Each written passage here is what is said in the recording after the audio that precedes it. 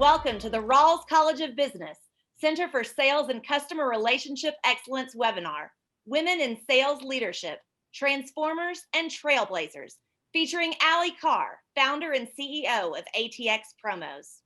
We now welcome Dr. Atul Parvatiyar, Director of the Center for Sales and Customer Relationship Excellence. Good morning.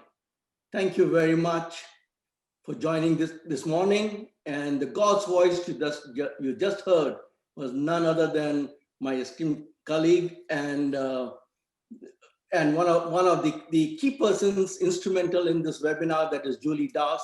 She is our Senior Director for External Relationships, and she has been instrumental in kind of bringing in all the people together. So thank you very much. And I would also like to say the man behind the scene that you would see is Matthew Winfrey. Matthew is the one who is managing everything behind the scene. So you see the man with all the computer screens and everything else. So he is the man with the technology there. So welcome on behalf of the Center for Sales and Customer Relationship Excellence at the Rawls College of Business. We are delighted that you're here today for this inaugural webinar on women in sales leadership, transformers and trailblazers. As we celebrate the success of women in sales leadership as well as business leadership, it is important that we are able to spotlight some of those people who have, through their transformative activities, made a major difference. So we want to learn from them, learn their best practices, learn the unique approaches, and this webinar series is in that direction. So today we will have one of those successful business leaders who have not only been successful in her career, but she's also been successful in creatively transforming the sales organization sales organization and sales processes for her organization. Before I introduce our featured speaker today, let me also mention a couple of things on behalf of the center, that the center is very pleased to create these learning forums because this is in the direction of creating new knowledge, as well as documenting the best practices that we can learn from some of the leaders. In addition to the Women in Sales Leadership series, we will also have other series that we intend to launch pretty soon, and we will keep you informed about it. Two of the areas is going to be in the area of international sales and global customer relationship. And the second one is also going to be in sales excellence overall. But today, our focus is on women in sales leadership. And these women who are in sales leadership are really those who are role models for us and for many, many people, both in organizations as well as those who are individuals, for them to consider as to what kind of a career path they can foresee for themselves. As we make progress towards gender equality, we also begin to learn that there are many new approaches that women are adopting that may be of great use to everybody to learn from. And before I introduce the speaker today, let me also welcome today our own leader, transformer, and trailblazer, Dean Margaret Williams. Dean Williams, as you all know, is a professor of management, and she has been our dean for now over 3 years. And during her tenure, she has led the college towards many successes and continues to lead us in adopting many transformative processes. This initiative on creating a forum to discuss women in sales leadership is an idea encouraged and blessed by her. So let me request Dean Williams to please welcome you all and give her inaugural address. Dean Margaret Williams. Thank you, Atul. I appreciate the opportunity to welcome everyone on behalf of the college to the Women in Sales Leadership Seminar or webinar. I want to thank Atul and his team, and also thank our keynote speaker, Carr of ATX Promos, for joining us today. Ali, this is one of those times where I'm really sorry that we have to do this virtually, and I don't get to meet you in person, but we're so glad you're joining us today. I also wanted to take a few minutes to talk about why this topic is so important. Why do we talk about women in sales leadership, or why do we talk about women in leadership in general? Since 1980, I actually just looked this number up. Since 1980, which was the year I graduated from college, women have outnumbered men in college enrollment. And this year, 56.5% of the students in our colleges and universities are women. Despite this number, women make up only 34% of the students enrolls. And this number has barely budged in the last 10 years. In 2010, it was 32%. So why does this matter? I think this matters because we're talking about the pipeline of women who are heading into business. I know there are a lot of different ways to end up in business, but certainly one of the most important ways would be women who are earning undergraduate degrees in business. And this, to me, it's important to me, is I think we need women in business. We need the skills, we need the perspectives, we need the talents that women bring. There's plenty of research to show that whether it be business, government, education, higher education, when women are involved in leadership positions, the issues that are addressed within that organization change. The perspectives change, for the better, I should add. So to me, it's very important that we encourage women to go into business. It's also the case that business is a flexible and very rewarding career. I attended a conference last week where one of the topics was the 50-year career. We used to think of a career as being 50 years long. It is often these days, and a business background is a great way to prepare yourself for that 50-year career. So I know I'm preaching to the choir.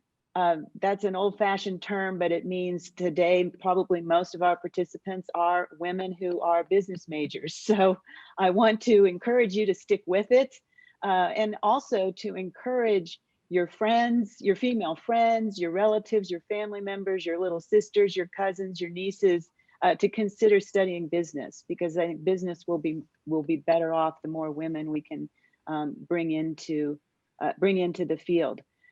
So it's important for us to improve our pipeline. We also need to improve women's progress when they do enter business. So women make up 23% of executive leadership in North America. That, of course, is better than it has been in the past, but it's interesting, we lag behind all other geographic regions except Asia Pacific. So there are more women in executive positions in Eastern Europe, in Africa, and Latin America than there are in North America. So it's clear we have work to do. We're making progress. Female CEOs of Fortune 500 companies are at a record high.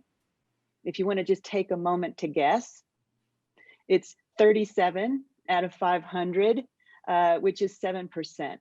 So we have so much more work to do to encourage women to enter business and to support women to be at the very top of the business field. So this is, Allie, why I think it's so important that you're here with us today. I'm so glad you can join us to talk about your path, as well as your experience leading your own company, ATX Promos.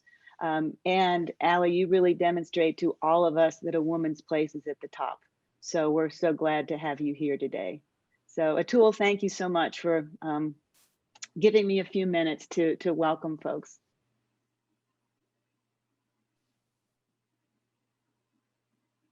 Thank you very much, Dean Williams.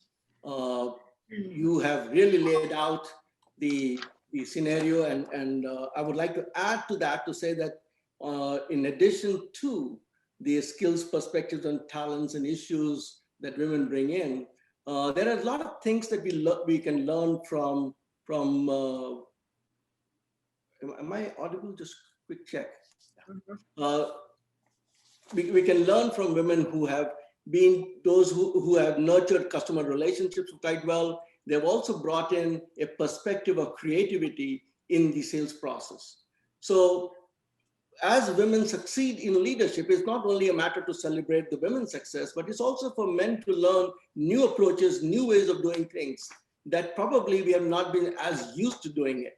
And as more and more women take up executive positions, it probably is going to be a new way of doing things for many people. And I think it is important that we are able to document all that from a knowledge perspective. And that's our intent, that these webinars and the series of webinars would lead us towards creating a knowledge forum for where we can discuss best practices, we can discuss new ideas. So to kick off all this, as I said, we have a featured speaker today, Ali Carr, Miss Ali Carr. And Ali, by the way, is the founder president of ATX Promos. In a very short span of just about a decade or so, Ali has been able to have remarkable success with her business. She has, backing with her education in University of South Florida in marketing communication, she started a strategic branding company that engages in marketing campaigns and promotional product advertising. And her business, in a short span of time, has won several awards. She has been ranked on Tampa Bay's Business Journal Fast 50. She has been a finalist for the Small Business of the Year by Greater Tampa Chamber, and finalist also for Best CEOs of Austin Business Journal in 2019. And she's a graduate of Leadership Austin in 2016 and serves on the marketing committee. Ali is also on the committee for Austin Young Chambers Leadership Services. But in addition to all that, she's also a fun-loving person. In her free time, she enjoys being outdoors with a dog. She does horseback riding, hiking, and enjoying live music. So she has got both the business side as well as the fun side of it. Yes. So today we will have Ali in conversation. We deliberately chose a format where instead of she just going to give a presentation, she's going to be in conversation with two of my colleagues who are themselves trailblazers, as I call them. That is Dr. Faizan Irani Williams and Dr. Alejandra Marin. They would be moderating the discussion and be in conversation with Ali. The way in which we're going to do it is Dr. Faizan Williams will be in the initial 45 minutes of conversation with Ali with a set of questions that she's going to throw it to her. And then subsequently, while she's doing that, Dr. Marin is going to be monitoring all the questions that is coming in from the audience. And then she'll pick up some of the key questions and then she'll pose the questions on your behalf to Ali to get her perspective on this. So to kick off all this, I'm delighted that all of you have joined in today. And Ali, I'm going to kick off by by requesting you to start speaking about, or maybe begin to say something about your organization and your journey, and then I hand it over to Faizan from there onwards. Ali Carr. Absolutely. Thank you so much for the warm welcome. I'm very excited to be here. Today, I am going to share with you parts of my journey. Questions are open. Feel free to ask whatever. I'm really looking forward to sharing my experiences with you. I also brought a few of my most creative ideas and promotional products. So if anybody's interested in how to elevate themselves, or if they're looking for ideas or creativity, I'm also happy to share that with you as well. So thank you all for having me. I'm very excited to be here.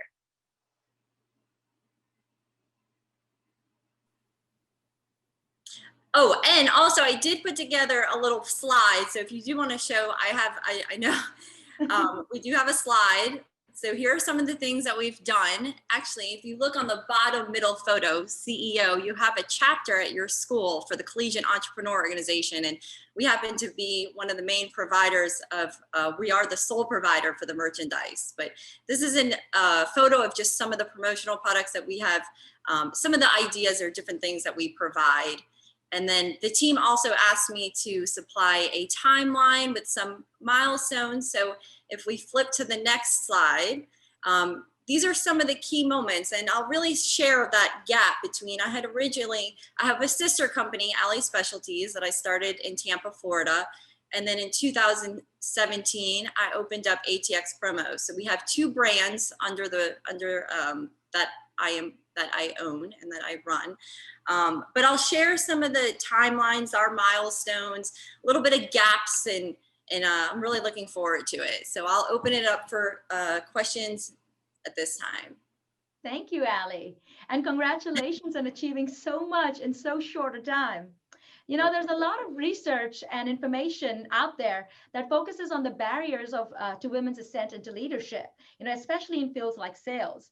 But while we acknowledge those barriers, that is not what we want to focus on in this webinar series. We want to focus on and celebrate the women who have succeeded despite it all.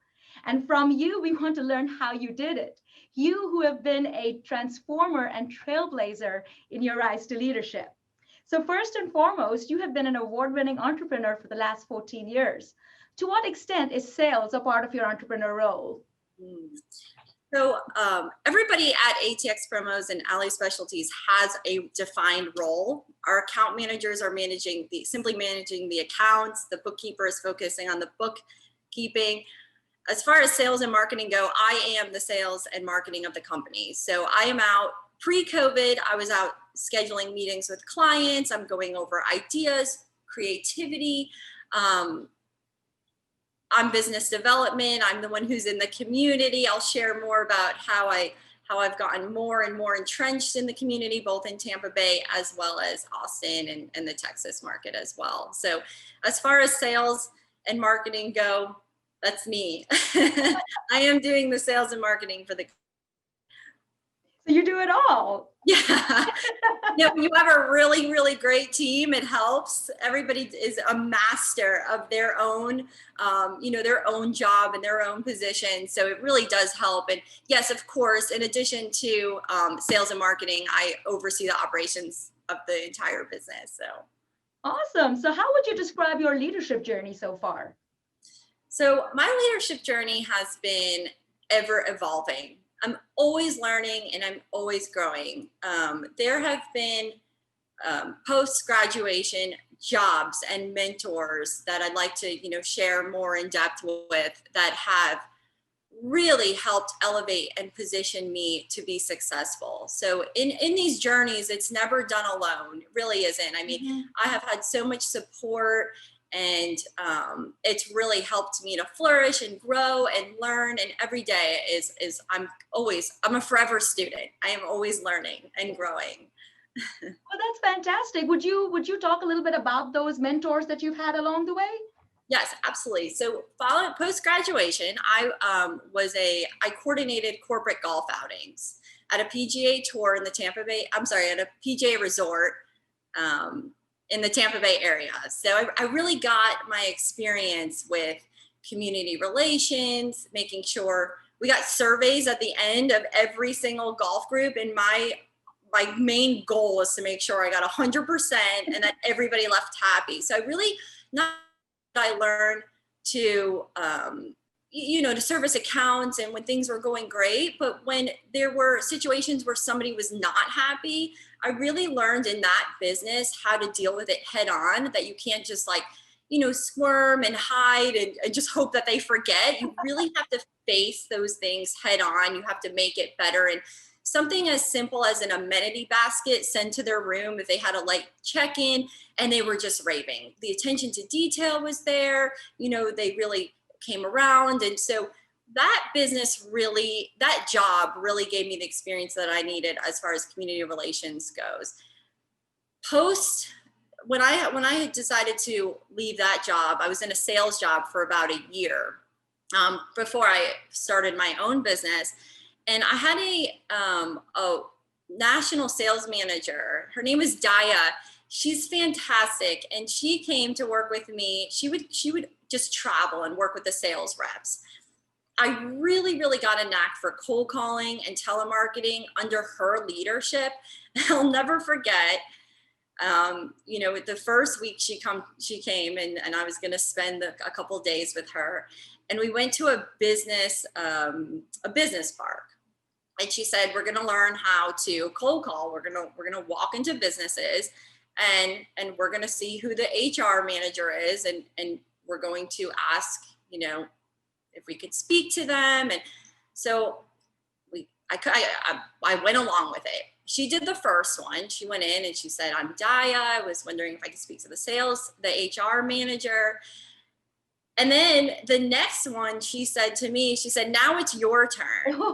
So in sheer panic, I told her, I said, no, I'm not ready. I need at least 30 days to practice and rehearse it. Like, there's no way I could do this. I don't feel comfortable. And she looked at me and she said, you're as ready today as you will be in 30 days, because we have to take those risks. It's not going to be any easier the first time you make your first cold call. So I went in, and I felt such a sense of pride after I had made that cold call that I actually utilized that with anybody that joined our team. And we'll talk about different ways of, building relationships and growing sales. And while I think there are better ways in sales, I do think it's important to learn how to telemarket, make those cold calls, because we've gotten clients through, Match.com was a cold call email. We got some orders from them and Bright House. So it is beneficial. It's something that you should learn. And I think you just have to go for it. You really have to go for it. Nobody feels truly prepared. After I had moved on from that job, while I loved sales, I knew that whatever I was selling, I had to be very, very passionate about if I was going to be successful. So no hard feelings, but it wasn't the right industry for me. Ultimately, I left and I had started my own business at this point.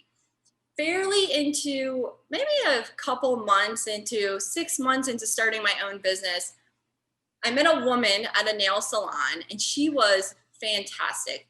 She happened to be the first lady at the other UT, the University of Tampa. And we talked and we just hit it off. And we would get together regularly for lunch, and she would mentor me. She suggested that I join the board at the university. And I did. And I took a leadership role, and I started to network. And she thought I would be a great candidate for Leadership Tampa Bay.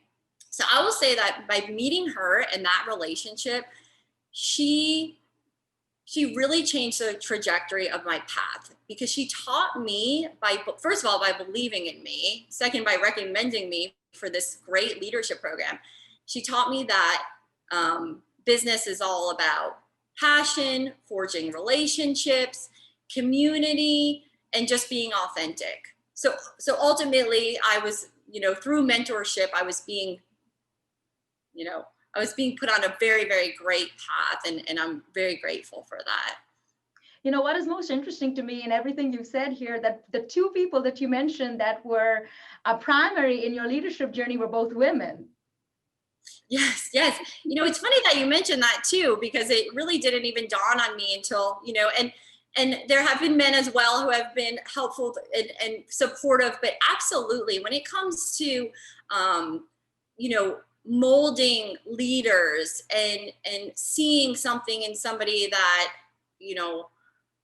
that they see something in you and they want to see you succeed, it has been women who have really contributed to my journey. Awesome. Go women, right? So as you reflect on your career arc, what are the main inflection points that you see? Yeah, so I would say, again, the mentors that I've met along the way.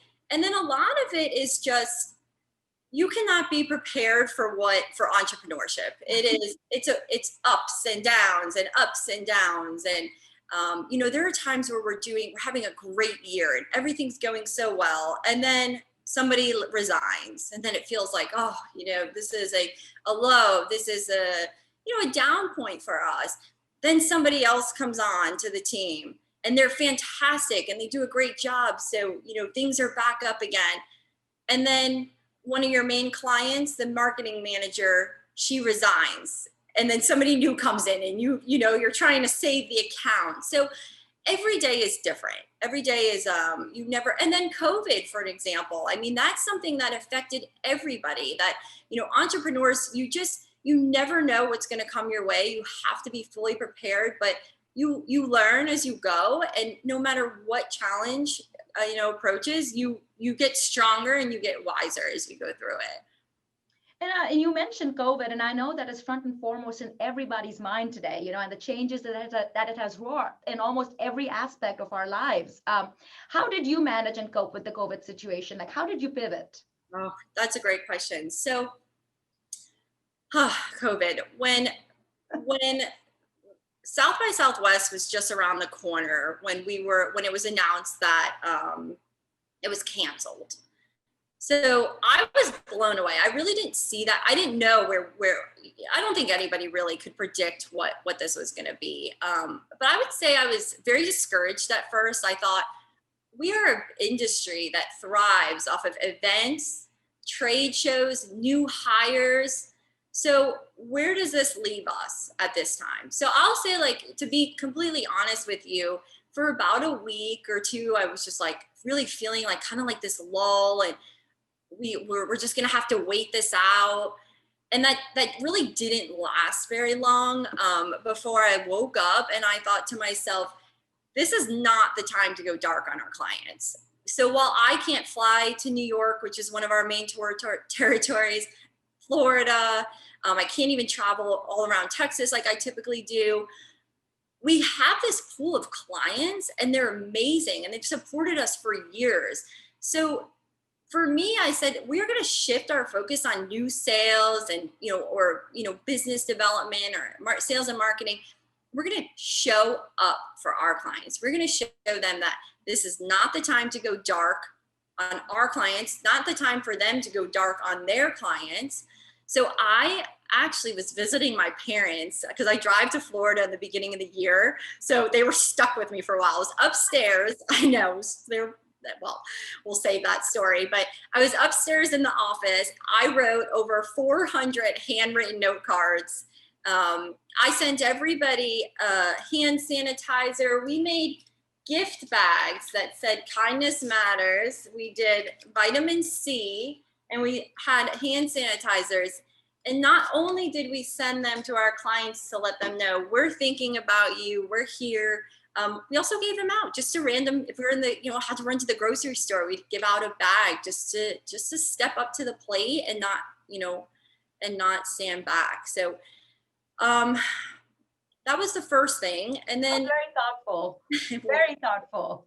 It was, I really enjoyed it. It was very grounding, gave me an opportunity to really connect with everyone. Sometimes I feel like my life is so go, go, go. So it really felt nice just to connect, ground myself, look at all the clients that we have and be there for them. But we did have to change the way we did things, moved forward.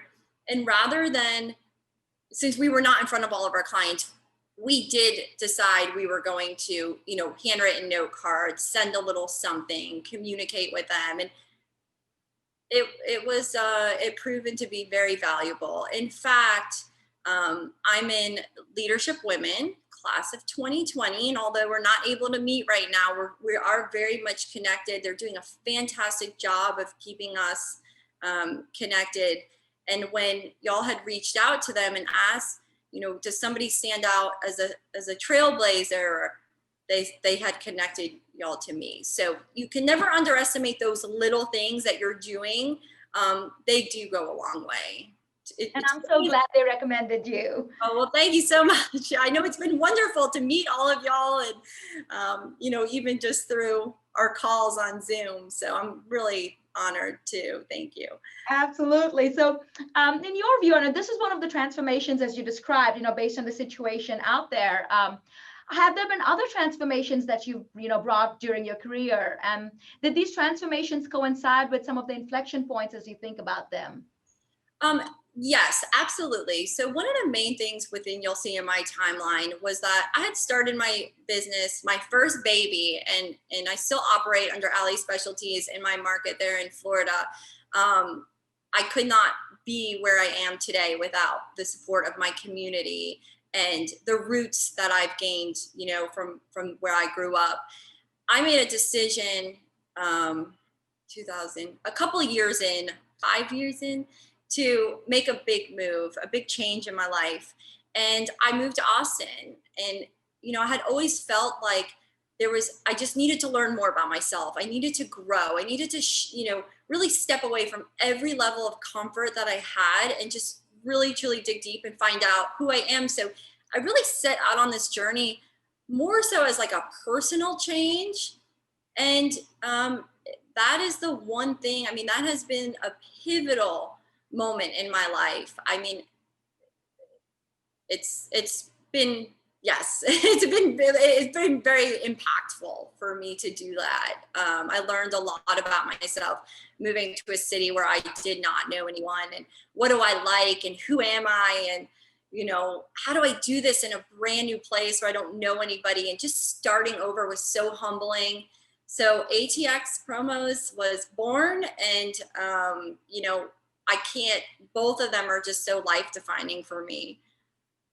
Well, that's fantastic. I mean, stepping out of your comfort zone is usually so important, right? There's no growth in your comfort zone. Yes. You have to step out to grow. Yes.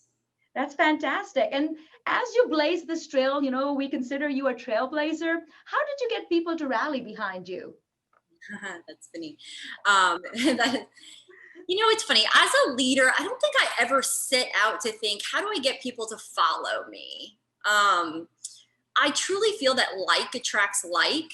Good energy attracts good energy. I know even in my own case, like when I'm following people or when I want to, I admire people, it's typically because they have so much passion. They're authentic. They're leaders. They're risk takers. So I don't really necessarily feel like it's ever a goal of mine to have, followers, but I do hope that people are inspired by my journey. I hope they do know that if I could do it, anybody could do it, because I do have a lot of fears, and I constantly have to challenge myself to do things that scare me. But I truly think it's just passion, and people could spot when you're not authentic. They know, they feel it. So I think it's very important to stay true to you. And then people will join along. It's funny that you mentioned fears, because we all have fears, and we're usually our own hardest critics, right? And so how have you ever felt inauthentic sometimes? Have you ever felt that, oh my goodness, I'm not meant to do this. This is not my thing? Yes, I have. And there are still times where I feel that way, where I have to, I feel as if I regularly give myself a pep talk. And I can give you 2 examples on that. When in 2012 or 2013, I had been on the board of counselors for a few years, and I was elected the chair. And I was so honored. I worked really hard. It just so happened that they had a golf tournament when I had joined the board, and I worked at a PGA resort. So I was able to secure a contract for our golf tournament at a great price, and we blew it out of the water. And, I really wanted to make my mentor proud. So I worked very hard. I was elected as the chair, and I struggled with public speaking. I thought to myself, I'm ready for this. I have a fantastic committee, but the thought of public speaking makes me very nervous, and I don't really feel like I'm quite ready. Similar to what Daya said, like, you're always going to be afraid the first time you do anything. So I had said to one of the girls on the committee, I said, oh, I just get so nervous. And she said, well, I could speak. I could do the speaking part. And I said, no, I want them to see me sweat, not like physically sweat, but I want them to see that I'm nervous and that I'm, my cheeks get all red, because as I grow and as I get better, then they have something to aim for as well. Well, she wasn't the best public speaker, but she showed up. She showed up, she did her best, and now she has come such a long way. So if I said, I'm not a great public speaker and I'm not going to do it, I would still be in that same exact position today that I was that day that I was elected chair as the board. So I give myself regular pep talks. And one other example was that I was at a networking event. This is when I was just getting started. And, sometimes you walk into a networking event for the first time, and it just appears like there's nothing but circles. So I awkwardly walked to the bar, and then I awkwardly walked everywhere, to the bathroom, wherever I could go, just hoping somebody would jump out at me. And I thought, I'm not really ready for this. I should leave and just come back another time. And my pep talk was, you can leave, because nobody has to do anything that they're not comfortable with. You can leave, but don't leave until you introduce yourself to 2 people. Just walk up to them and say, hi, I'm new and this is my first time, or how long have you been a member of this? And put your hand out, shake your hand, and then you have permission to leave. These are the conversations that go on in my own head. So I did that. And the moral of that story is I did not leave after 2 handshakes. I ended up being one of the last people to leave. And it's just, again, about facing those fears head on. Stop, slow down, give yourself that pep talk, and just aim for something small. You don't need to, you don't need to talk to everybody in the room, just one person. It really is quality over quantity, and just make that effort. That's really helped me along the way. And there are still times I'll walk in, and even Leadership Texas, I'm like, I have to pinch myself. These women are incredible. How did I get here? And you just have to, pep talk and push through it. Yeah, because if you're there, you belong there, right? That's right. That is right. Those are such great examples of stepping out of the comfort zone. Like I said, there's no growth in your comfort zone, right? And so giving yourselves those little bitty goals when you're outside of your comfort zone, keep your eye on that, achieve that goal, then you can think of the next step. And it helps ground you a lot of times. Such great examples. So as a business leader, you work with a team of people. What distinction do you see between your role as a leader and your management team? What distinction do I see? Well, we all joke around. We are all masters of our own roles. So there are times where I try to get involved in my senior account manager. If there is a logo on the screen, she can look at it and say, the Pantone color is not fully matched. Or this line is slightly thicker. She has an eye like you would not believe. So she is the master of her role. Same thing with the bookkeepers.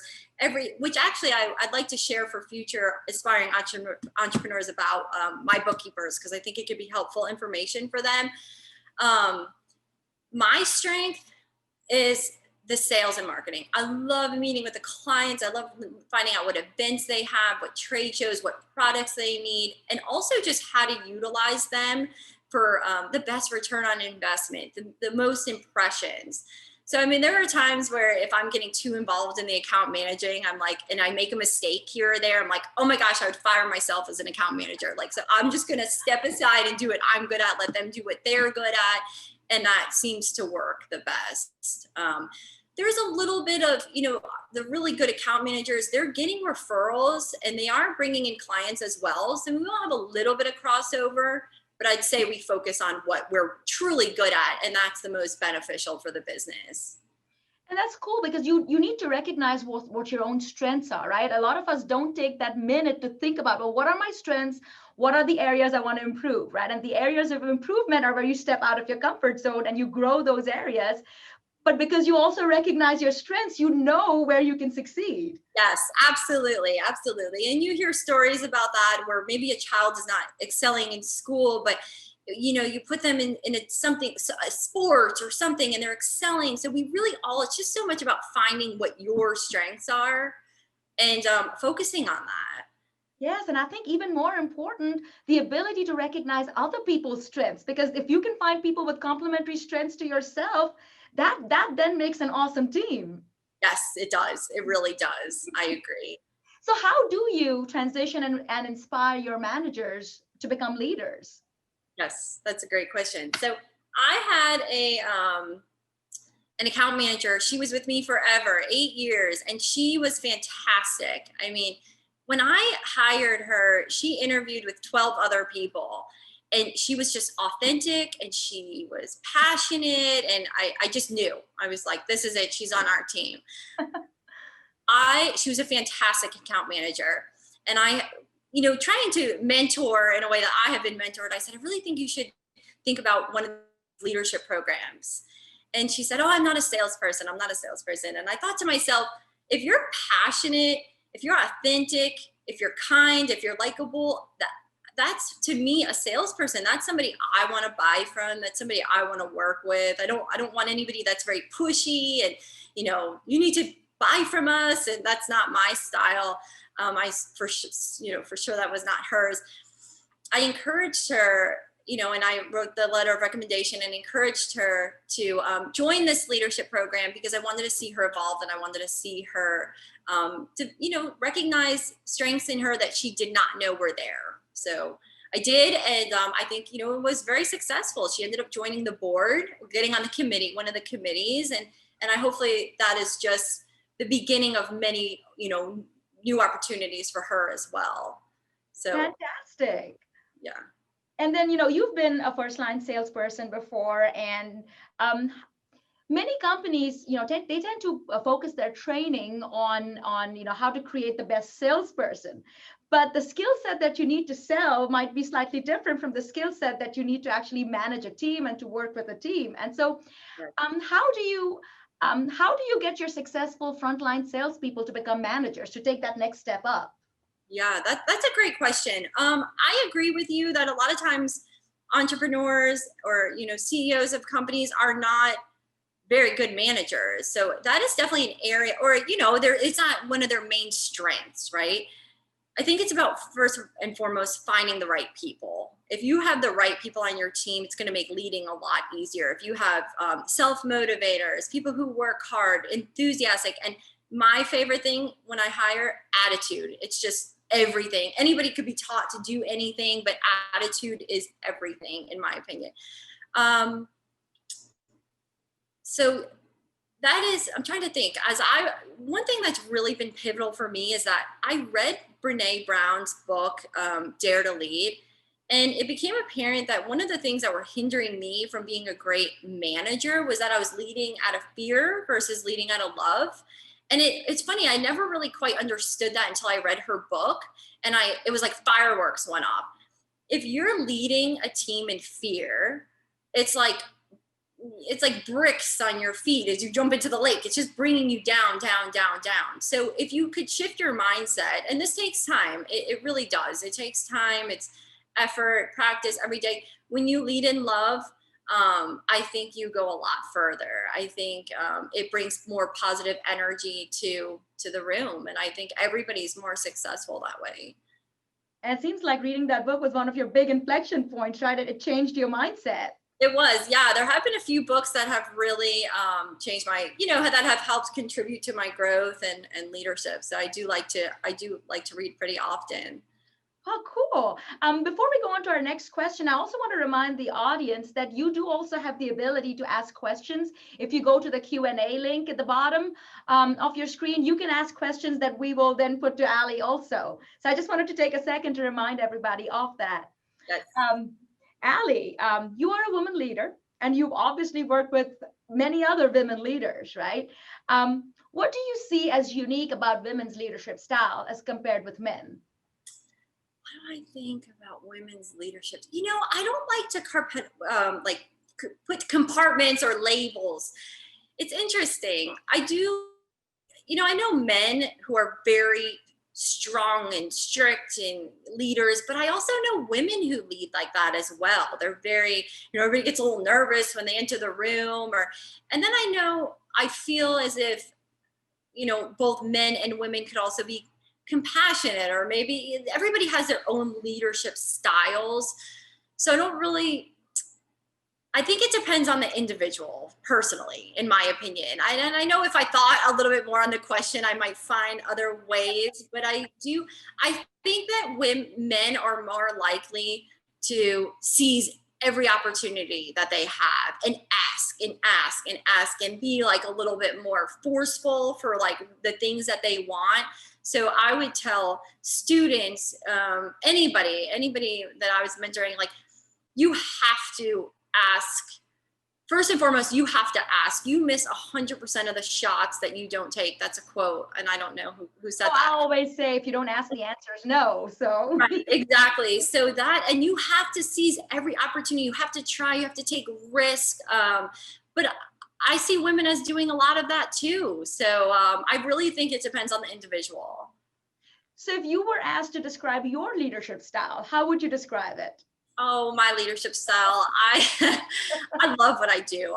I'm so passionate about what I do. I think it shows. I went and traveled out west this past summer, and whenever I'm selling to my clients, I'm truly incorporating things that I use every single day. So I went out west, and every photo, I even have like a few photos close by that this little bandana that could be around your neck, over your face, your headband. I wore it every day. We did this for a comedian, Heather Land, and it's a little leopard bandana. I wore it. I'm passionate about it. So I would say I lead with my clients or with my team with passion. I'm also, I'm so fortunate that everybody works so hard, and I don't want to say everything's always perfect, but it's really great. I mean, I don't like to like micromanage people very much. They get the job done. So if somebody has to go pick up their child or go to a doctor's appointment, it's not like I'm like clock in, clock out. It's very like, as long as our numbers are increasing, our team is passionate, everybody has a good attitude. I like to let everybody do their role and do it well. I don't really like to micromanage too much. Well, I love that. Lead with passion, create a great team, and then trust them to do their job, right? Absolutely. It really works. I mean, everybody has their own leadership style. Some people would say, would recommend, but that's what works for me. That works for me. I love it. I totally love it. You seem like you have some of your products with you. I'd love to see some. Yeah, I do. So I was thinking about, products, and funny enough, right before I got the email, before y'all had emailed me, I just did a big clean out of, I sent some samples to clients and said, I don't know if you wanted to have these, because like the sample room was getting out of control. But I did pull a few things that we gathered, some items that we've done. Of course, I showed you the hand sanitizers and the little gift bags. We had an opportunity to do some work for Spotify, and, depending on what your budget is, right? So we always want you to, we always encourage people to go with items that are going to be mostly used, that I think every day, like, what do I use? I don't go anywhere without my tumbler, because I drink my iced coffee every morning. I have my reusable straw. We did these for Spotify, actually. Water bottles. I think I wear my fanny pack every morning when I walk my dog. Actually, I'll show you that. We did these. It has my dog's bags. We did these for ACL, for Lyft. They did fanny packs 2 years ago, I think, or 3 years ago. Every single picture out west, when I went to go travel to Montana, I have this clear fanny pack on, everyone. I'm like, so I try to always tell my clients, think about what people are using every day. I stand behind the products that I sell.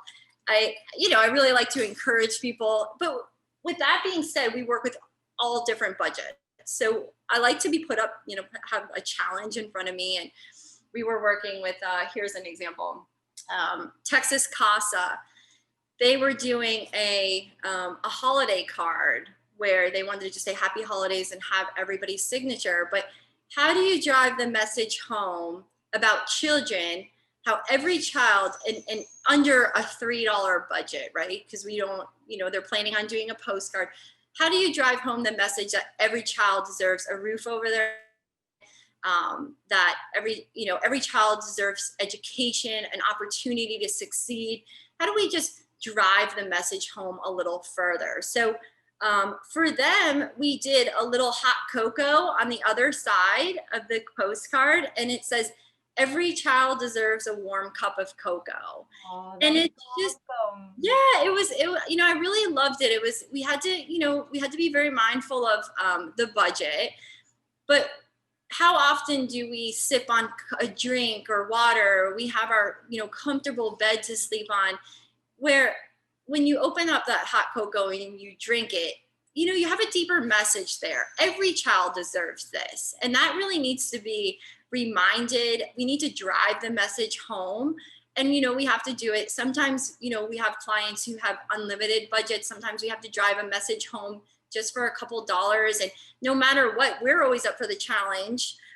to make sure that we're delivering that message. So I really loved this. I thought it was just such a great way to really show the importance of the message.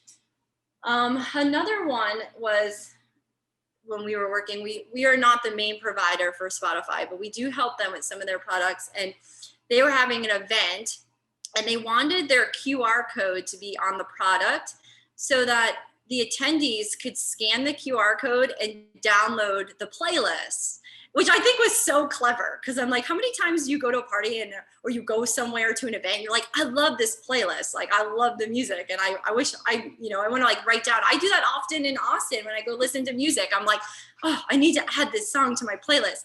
So we did coasters that went on all the tables, but we did it on record label vinyl.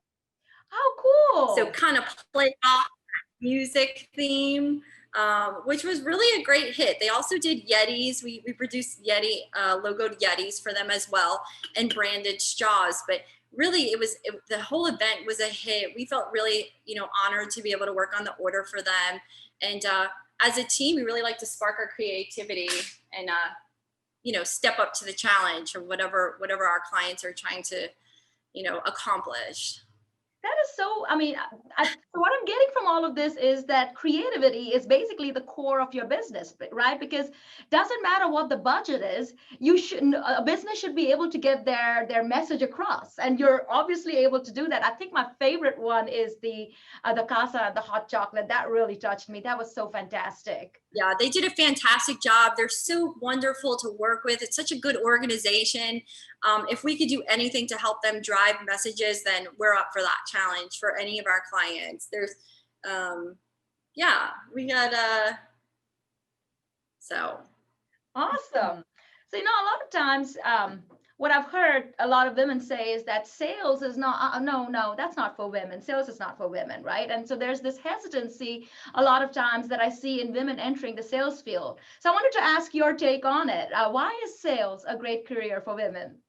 Oh, I think any position where we're putting women at the forefront of industries, of businesses, of boardrooms, we're benefiting. The more diversity we have in any industry that any woman wants to be a part of, I think it's beneficial to all of us, everyone. So I strongly encourage for women to step up into sales positions, marketing. I mean, if a woman wants to be a rocket scientist, I think we need more women leadership. It's the most beneficial for our society. I mean, I think yes, absolutely. I think women should step into sales positions. And if, there's something we don't cover and anybody wants to reach out to me with other questions, they could feel free to email me or connect on LinkedIn. But I absolutely would love to see more women in sales roles. And in my industry alone, I looked at our Power 50 list and there were no women on the list. I mean, I'll have to go back and count, but I'm like, I hope we could be the first women-owned business to make this. There may have been a few. I'll have to go back and really fact check that, but there weren't very many. A win for one of us is a win for all of us. And I think as we grow, as we, go further in our careers, make sure you look behind you and bring a few other women with you along the way. I know I would not be where I am today without the women in my life, the mentors in my life, the people who have believed in me. And I'm going to get you to talk to my 6- and 4-year-old daughters because that was so awesome. Women can do everything. I would love to. Yeah, I'll bring them fun products. Oh, they would love that.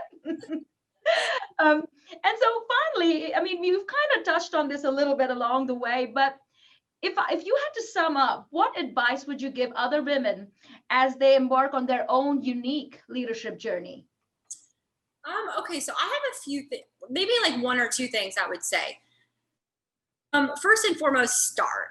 I think I hear a lot of people speak and they're like, I want to start a business. I really want to do this, but I'm not ready. Similar to me when I was making that cold call. No matter how much you prepare, life is going to throw you curveballs. So I think a lot of it is just starting to begin. When you begin and you're starting to grow and you're starting to get noticed and you're on top of the world, stay very humble. don't let it get to your head because it won't last. When things are not going well and you're having a challenging time, stay very strong because that won't last either. It's peaks and valleys and peaks and valleys. So, you know,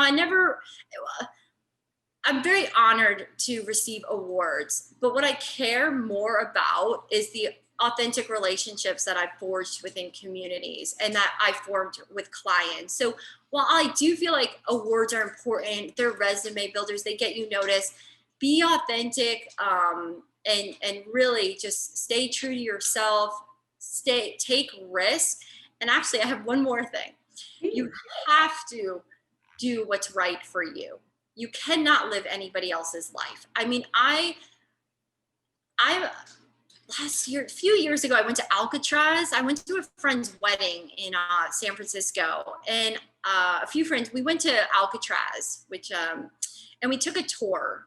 And this man was so passionate about Alcatraz that I was like, then what happened? Who was in that cell? I mean, he was so passionate that you just could not help but to be really enthusiastic about all this history that we were learning. And afterwards, I stopped and we talked to him, and I said, you know, you're so passionate that I want to learn more about this. I'm so intrigued. And he said he had gone to college to be an engineer, and he had a great job out of college, and he was so unhappy. He was so unhappy. So he told his parents, he said, I'm going to quit my job and I'm going to go I'm going to take an entry-level job at Alcatraz. And they were like, what? We paid for your college, got this great job. What do you mean you're going to take an entry-level position at Alcatraz? Well, it turns out he stayed true to himself. He's on this path, and he is going on to publish his first book.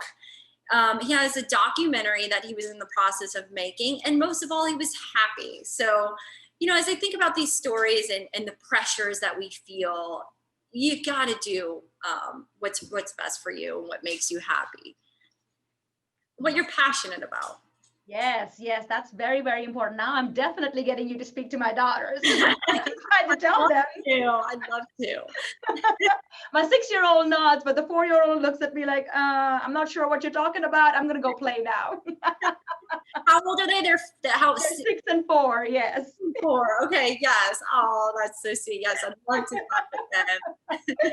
But that was some really, really good advice. Thank you so much. And thank you for this insightful conversation. You know, you've given us all a lot to think about, and we really appreciate that you took the time to engage with us like this. And, you know, while we've been conversing, my colleague Alejandra has been monitoring some really good questions that have come in from the audience. And I think it's time that we take them. Alejandra, are you ready? Great. Thank you, Roxanne. And thank you, Ali. It has been a very rewarding morning. And yes, we do have some questions posted by our audience, which, by the way, we have 76 attendees.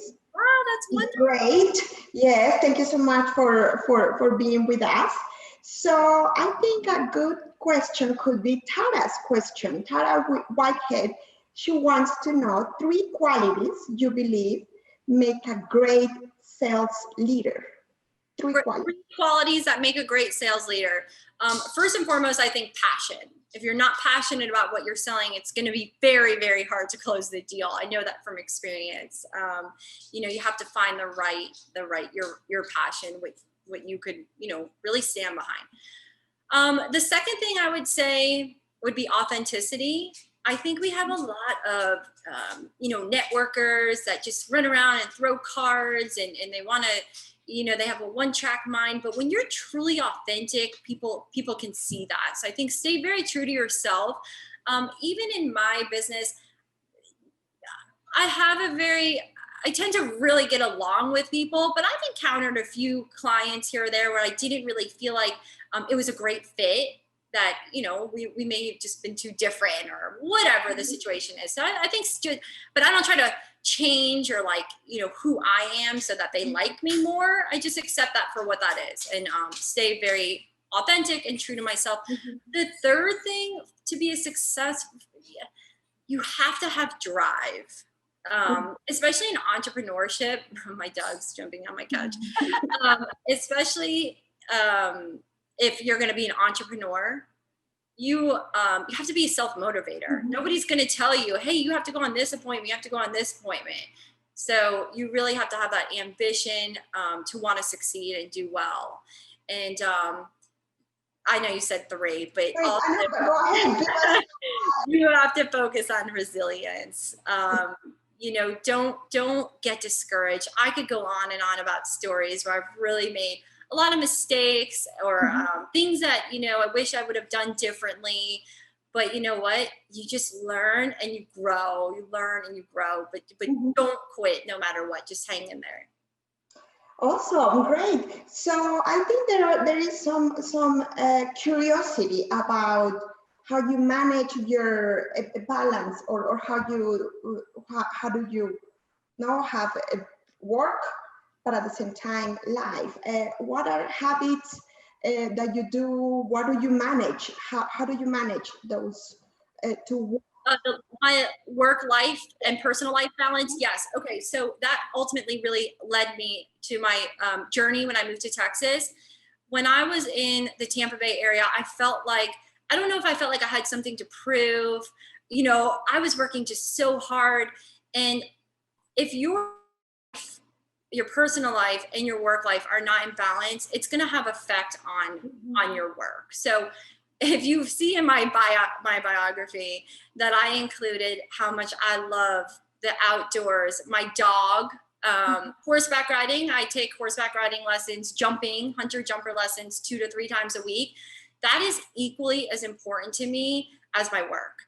If there are no outlets for me to, you know, to spark my creativity, to do the things that I love, it directly affects my work. And this is something that took a lot of time for me, but I do things for myself now guilt-free. And I did not do that before. I mean, this past summer, I went out to Montana. Going to Montana has been a dream of mine going out west has been a dream of mine for 11 years.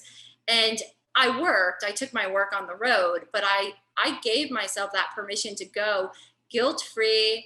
You have to take care of yourself. And I think, you know, as men and women, I think women are less likely to do things to take care of themselves. And if they do, I do find that they feel guilty for it. So put yourself first. Do what makes you happy. If it's a hobby, if it's a vacation, if you need to unplug for an hour and just, like, you know, get outdoors in nature, I think it's so important to have a life outside of work. So I guess following up on that, I guess that's my question. How do you define success? What is success for you? That's funny. I just had a conversation a few days ago with somebody about this. I defined success. I personally feel if I wake up every morning and I go to bed every night and I look in the mirror and I like the person that I am, I'm a good person. I help others. I'm living my truth. I'm living my passion. To me, that defines success. I don't think this success could be measured by sales. I don't think it could be measured by money. I don't think it could be measured by how, you know, any of those things. Yes, they're very important, but overall quality of life, gratitude for me. I grabbed this because I wanted to tell everybody. I have been writing, this is the 5-minute journal. And I have been writing in this book since 2017. Before, you have a blog, right? That's interesting. You like to write. Yeah, I love to write. I love to write. Every morning, before I even look at my phone, I write the 3 things I'm grateful for, what would make today great, and what I am. That's what it says. So there, you can kind of take a look, or you can look. It asks you some questions. Oh. So I write in this book because I really like to focus on, we could get so caught up in what I don't have or what I need to achieve. But this has really helped me to look at the present day on how much I have to be grateful for. And I strongly encourage, it doesn't have to be this book. I don't work with them or anything. I just love this one. But focusing on what you have, your gratitude, it really helps to just to keep your energy very strong and attract more things in your life by being grateful. So Talking about books, Luis Sanchez, I think he was curious with the book that you mentioned. He's asking for other books that you can recommend. I don't know if you have them on top of your mind, books that you can recommend. Oh, books that I recommend. I love Brene Brown. I think she's fantastic. I've learned a lot from her about vulnerability. I was raised, to think that any vulnerability was a sign of weakness, in some, I shouldn't put that on everybody, but, I think it was just a time where it's like, you have to be very stoic and strong. And Brene Brown has really taught me that telling your stories, your truths, your vulnerability, that's strength. That really is. And she's really, really helped me. I'm reading a book by Jen Hatmaker right now, Fierce. I'm enjoying it. Gosh, I have so many right here. I have so many business books that I love to read. Here's another one that I picked up, actually. It's called Women Entrepreneurs, We Are Brave. And I actually, my business coach that I work with, she has written her story in this book. So just the beginning of the week, I picked this up, and it's their personal stories, and they are so inspiring. And I think when we break barriers and we share our true stories with people, we give other people the courage and the permission to then go ahead and share stories. I think it's very important that we share stories, and everybody has had their hurdles and their obstacles. And I think we connect more as people when we're truthful and when we actually share them. That's something I've really had to learn throughout my life. So talking about books, Ali, I'm a professor, right? So we are training people. How do you see the difference between training and what happens out there in the field?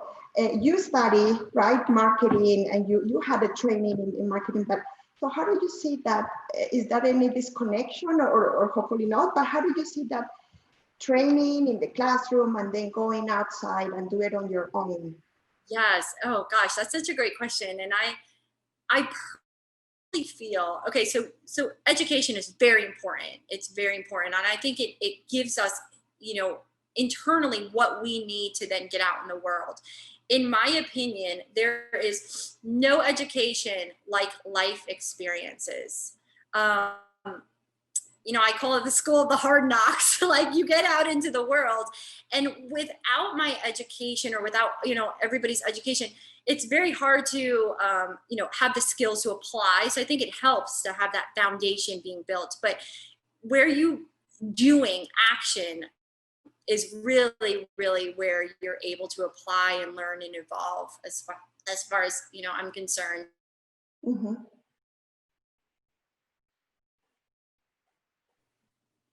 I think I lost you. Okay. No, I got it. Yes. Okay.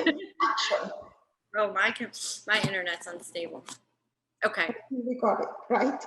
Great, awesome. Yes, right. We are in the classroom, how to bring those, and that I guess part of these webinars, right? Bringing real life stories, right? That we could all learn. We do have more time for questions. So if you remember, put it in the Q&A. Atul, do you want to ask anything in particular? You are muted. Sorry, I was on mute. No, I think these are exciting questions. I would certainly like to ask one important question, and that is, if you're to advise the students who are considering the career in sales, you have already discussed why sales career is a great career. But how do people graduate from early on in their sales career to becoming business leader? So what are the things that they need to do, and what would make them successful to become a top business leader coming in from the route of sales? That's a great question. I think that, I think it's important for students to have an idea. Things are going to shift, right? So before you really find your niche, like where you want to be. But I think what you have to do is put all your energy into getting the job that you want, or just taking that action. So if students are graduating from college and they know they want to be in sales, go for it. Apply to the companies you want to apply for. Do something that makes you stand out. So, I mean, I do this all day long. I'm helping clients stand out. So if any student wants to reach out to me and say, I want to apply for this job, I really want to stand out. I think it's a good idea to brainstorm a way where you're separating yourself from, you know, just the traditional resumes. How can you go above and beyond to get noticed, first and foremost? When you're in the door, absorb everything that you can. I mean, learn as much as you can and really apply yourself. You may find that you've just nailed your industry right out of college. You're in the industry that you love. Maybe that opens up another door. So I was coordinating golf tournaments, golf outings. So I had Coca-Cola and I had Mitchell & Best and Scotiabank. So maybe that wasn't the industry I was going to stay in, but it sure did help when I transitioned to a sales and marketing position to have those relationships. That's fascinating. So that begs two other questions, if I may ask. One is, you know, you have had remarkable success within a decade of starting a business. Now, I'm sure many students are also wondering, how can they be successful like you, and perhaps in shorter time? So in 5 years from now, so what transformation, suppose, for example, tomorrow, if you had to make certain transformations in your own business to put it into a fast track, what do you think you would do? And how can those who are budding entrepreneurs or who are thinking about, okay, I'm going to get into sales and I'm also going to run a fast track, what can they do? Okay, so if you want to go on the fast track to success, I'll share my tips on what I think you have to do to get there. But I also want to warn you to be very careful, be very mindful when you're on the fast track that you're also prioritizing your mental health, your happiness, because I found, you know, that while you could be hitting all these milestones, if you're truly not happy at the end of the day, what does it really matter? So, but the fast track, I would say, first and foremost, you have to be passionate about what you're doing. We already discussed that. You have to forge relationships. So whether you have to align yourself with organizations that are aligned with your values, right? So I'm not going to go join something that I'm not really passionate about, but I happen to love the leadership organizations that I've gotten involved with. You have to position yourself to forge relationships. Everything that you are going to obtain, everything that you're going to do in your life is going to be as a direct result to the relationships that you forge in your career. So that is hands down. I also do think you should be strong at cold calling and telemarketing. I think that's equally important. I've gotten a lot of clients that way. So I'm not completely against that. I think it's kind of nice sometimes just to send emails, do something that's going to set yourself apart. When I send a cold call email to somebody, I have this beautiful attachment that says what our clients say, and it's all testimonials. So I'm not just emailing, Bright House or Match.com or any of these businesses and saying like, I want to work with you. I'm also saying, see the attached, hear what some of our clients have to say. So they're basically selling us as well. So take an extra step, get creative. Don't just send a generic email and think anybody's going to respond to you. It's going to take a lot of sacrifice as well. And I personally feel like I sacrificed a lot. I worked a lot. I started to find that I was getting on more and more things that I was passionate about. So I was, nonprofits, more organizations, more leadership groups. I really scaled that down when I had moved to Texas because I felt as if I was being recruited for different boards and different things that I was passionate about. But there's only so much you can give before you start to feel like it's losing the quality. So when I moved to Texas, I was very mindful that while I could align myself with causes that I'm passionate about, there's only a certain amount I could give at once.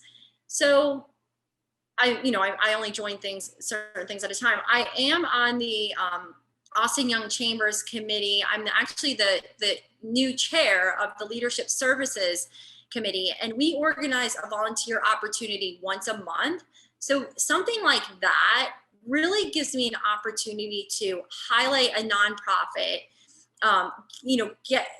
recruit a gathering of people to contribute to the nonprofit so I could show my passion, but it doesn't make me the board of all these, on the boards for all these nonprofits. So if you want to go on the fast track for success, I would say to make sure first and foremost, you're very passionate about what you're doing, and you have to do everything to forge good relationships within your community.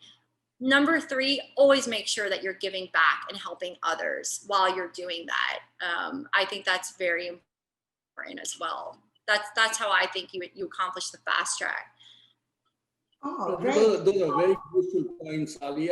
And as you're saying, relationships are critical, both with your customers as well as with a range of people in the community.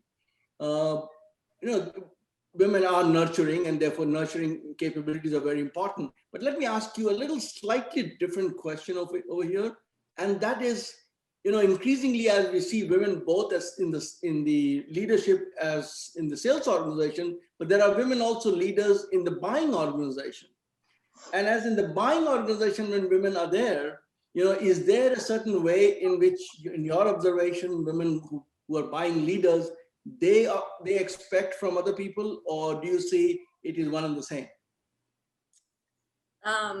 So in my industry, as far as my clients go, I personally feel like I'm selling to 80%, I would say majority women. I'm dealing with, not all, I mean, I would say more so women than men are my clients. You know what I really find more so than as far as personality traits, I see different personality traits in the different territories that I'm in. So, for example, my clients in New York or industries, the tech industry, it's like this. Hey, just want to make sure you got the email. I was thinking like, you just sent it 5 minutes ago, they're very like fast paced. And I don't know if that's the tech industry or if that's New York City, what it is. But I do find different personality traits. The women that I work with are fantastic. When I go to meetings with them and we're collaborating, I equally get my creativity from them just as much as I give creative ideas to them, which really creates this, great wealth of information. I'm able to take things that we've done in New York, and as we're talking in our meetings, we're coming up, it's like we're feeding off of each other. Oh, we should do this instead of that. Oh, that was a great idea. This is what we did for this client. We could spin it this way for this client. We feed off of each other. I think I think that's why I love the business development side and the sales side.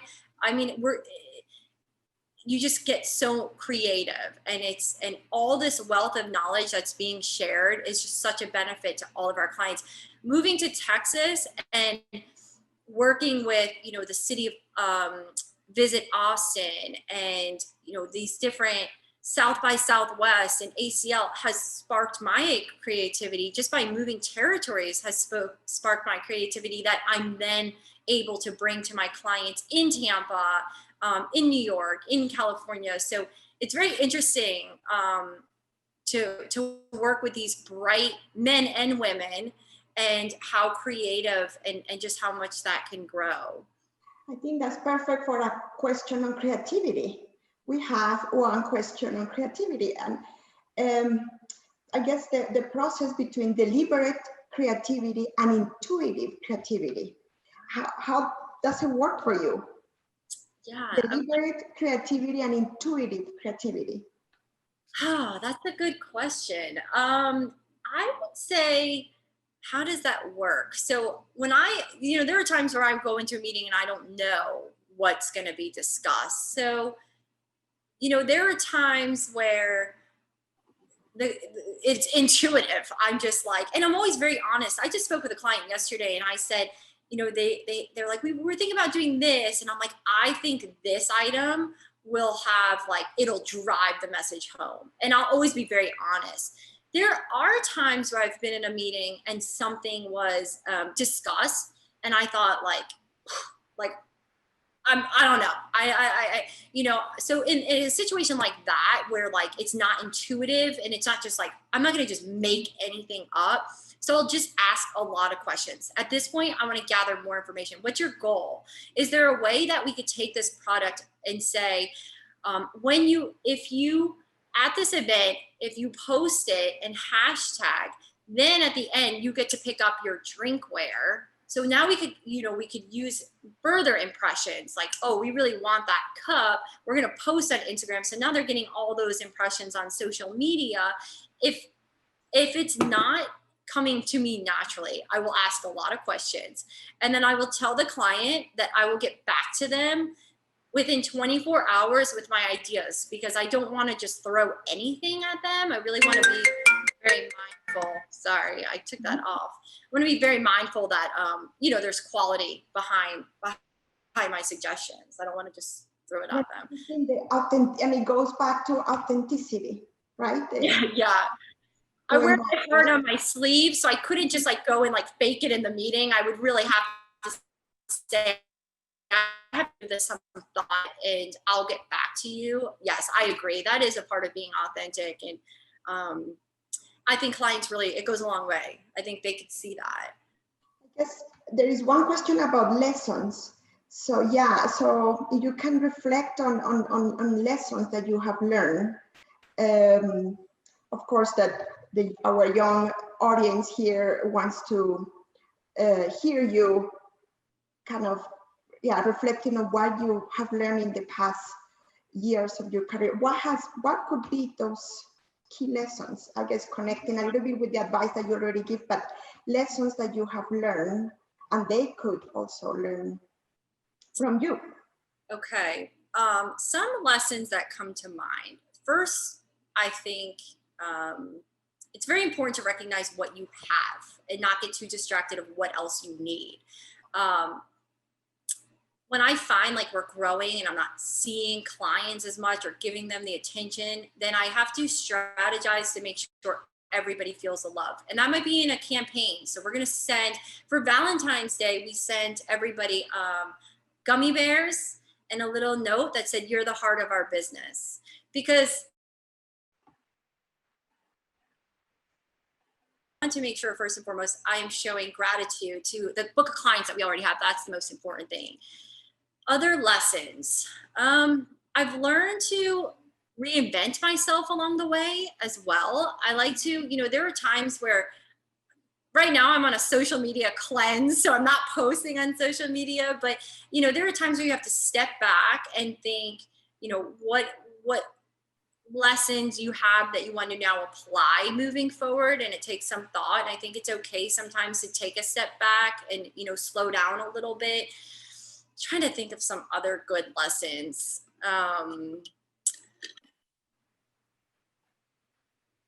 Don't quote in meetings. That's a good lesson. There are times where when people will say, "Oh, how much is it for me to do this?" And I'm like, we have SKUs and we have over 200, we have hundreds of thousands of products. So I learned in meetings to always say, I will email you an estimate with the pricing, because there's so many products and it's based on quantities. And sometimes, you don't want to like shout out too much in meetings. You want to like follow up with an email on that stuff. Those are just a few. I know there are a lot, tons of lessons that I've learned along the way. So if any other ones pop in my mind, I'll be sure to tell you. Great, Tara, thank you so much. And thank you everybody for the questions. I think this has been great. I think our time is getting to an end. So thank you once again, Ali, for all this wisdom, that you have brought us to this is our first webinar in the Sales Women, series. I have to thank Atul as well for making this possible. And of course, let me bring Julie Doss to our virtual stage. Julie Doss is one of the key persons behind. She's our Director of Engagement and External Relationships. Julie, take it away. Well, thank you. On behalf of the Rawls College of Business and the Center for Sales and Customer Relationship Excellence, we want to thank everyone for attending today's webinar. We want to thank Dean Margaret Williams, Atul Paratiar, Matthew Winfrey. A big thank you to Ali Carr, a fellow Leadership Women's sister, and both of our moderators for all of your excellent insight. We hope all of you will join us for our future presentations. Have a great weekend and stay safe.